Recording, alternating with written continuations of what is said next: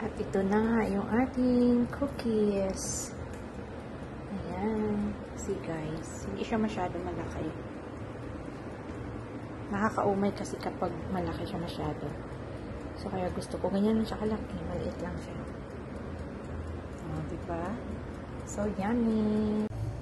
Tara, gawa tayo ng cookies.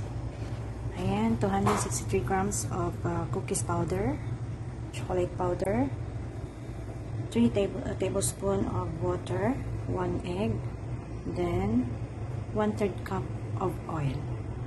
Yan lang po yung ating mga sangkap. So, paghalo-haluin lang natin yan. Oil. Yung tubig. Saka yung egg.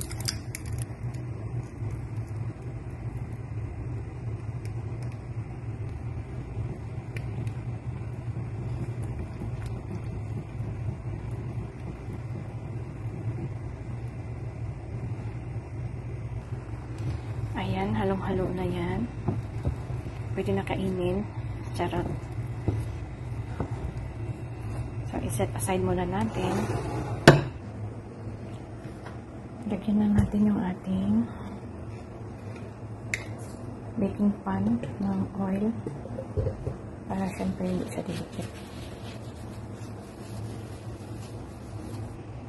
Ayan na, ready na yung ating baking pan.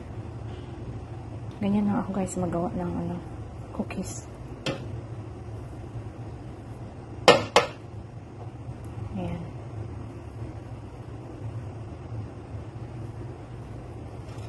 Depende sa inyo kung ang gaano kalaki ang gusto nyo. Sa akin kasi maliit lang yung gusto ko.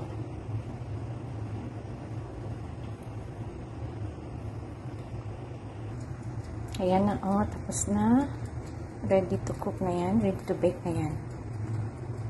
So, naka-preheat na po yung ating oven. So, ilagay na natin dito kasi mainit na po yan. At ito na nga yung ating cookies. Ayan. See guys, hindi siya masyado malaki. Nakakaumay kasi kapag malaki siya masyado. So, kaya gusto ko ganyan siya kalaki. Maliit lang siya. O, diba? So, yummy. Thanks for watching. Tikman na natin yung ating cookies.